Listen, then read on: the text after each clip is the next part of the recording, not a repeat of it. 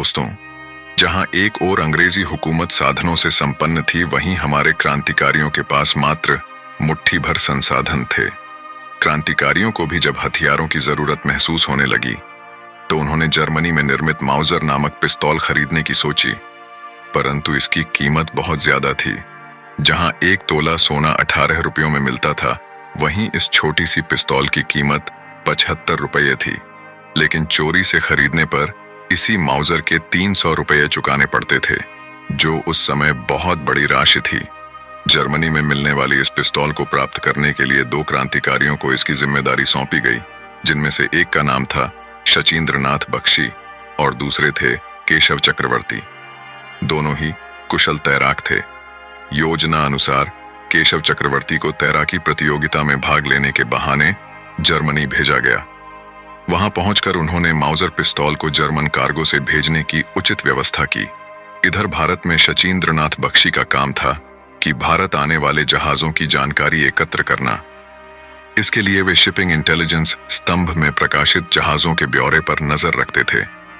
पूरी सतर्कता से वे इस स्तंभ को पढ़ते थे ताकि उन्हें माउजर लाने वाले जहाज के समय एवं तिथि का अंदाजा हो सके। एक दिन उन्हें जानकारी मिली कि वह जहाज भारत पहुंचने वाला है। यह सूचना मिलने और जहाज के पहुंचने के बीच 1 माह का समय था।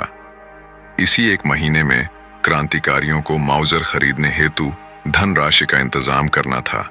साथ ही पुलिस और प्रशासन से बचाकर सुरक्षित रूप से माउजर को जहाज से छुड़वाना था। इसके लिए उन्होंने भारत की समुद्री सीमा से तैरकर 3 मील भीतर जाकर इन पिस्तौलों को प्राप्त करने की योजना बनाई, क्योंकि यदि कोलकाता बंदरगाह पर जहाज से पिस्तौल का पार्सल लिया जाता तो पकड़े जाने का डर था। धनराशि के इंतजाम हेतु सरकारी खजाने को लूटने की व्यवस्था बनाई गई और इसके लिए क्रांतिकारियों ने काकोरी कॉन्स्पिरेसी को अंजाम दिया। लूट में उन्हें 4601 रुपये 15 आने 6 पाई प्राप्त हुई। इस धनराशि का मुख्य भाग दल का कर्ज चुकाने में प्रयोग किया गया। शेष राशि लेकर शचींद्रनाथ बख्शी और राजेंद्र लाहिड़ी माउजर लेने कोलकाता रवाना हो गए। वहां पहुंचकर शचींद्रनाथ बंगाल की खाड़ी में तैरकर 3 मील तक गए। वहां खड़े जहाज से माउजर प्राप्त की और राशि का भुगतान किया। फिर रात्रि के उसी गहन अंधकार में शचींद्रनाथ तैरकर वापस तट पर लौट आए।